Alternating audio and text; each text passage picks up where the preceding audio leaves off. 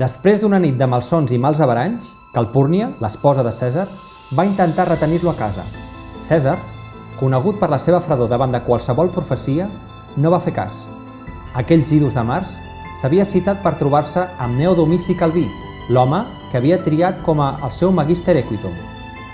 Cèsar era el Pontífex Maximum, i aquell matí oferirien plegats un sacrifici a Júpiter.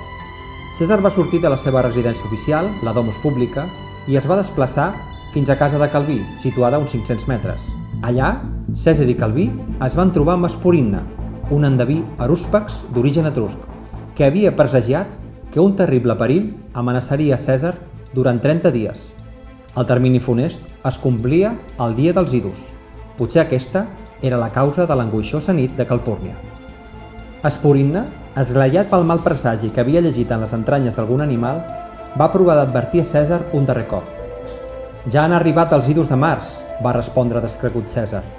«Però encara no han passat», li replicà l'endeví. Intentava Esporinna advertir-lo que no anés massa lluny? Que no es proclamés rei? Eren sincers aquells auguris? O senzillament Calpúrnia i Esporinna sabien llegir el perill que planava al voltant de Cèsar? Fos com fos, s'ho va repensar, va decidir tornar a casa seva i, per disculpar la seva absència al Senat, va enviar el cònsol Marc Antoni. Devien ser a la Domus de Casi quan els principals conjurats es van assabentar que finalment Cèsar havia decidit no acudir al Senat aquell dia.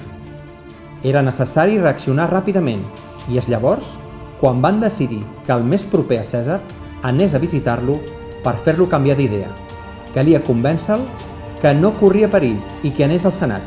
Aquest conspirador era Dècim, que la nit abans ja havia sopat amb Cèsar. Dècim havia ingressat a l'exèrcit i va estar sota les ordres de Cèsar quan encara era jove. En diverses ocasions, Juli Cèsar havia manifestat que se l'estimava com un fill i, a més, l'havia inclòs al seu testament com un dels seus hereus.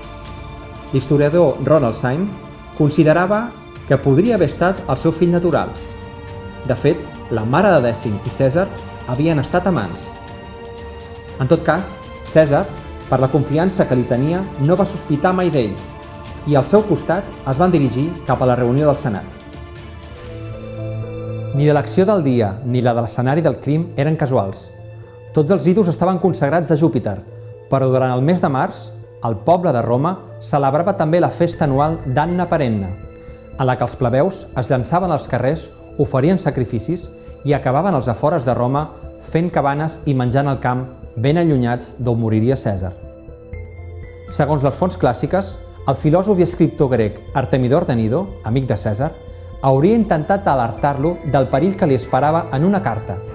Cèsar la prengué, però esperant un millor moment va guardar-la per més endavant. Aquella carta mai seria llegida. Potser Cèsar va perdre llavors la darrera oportunitat d'escapar del seu fatal destí.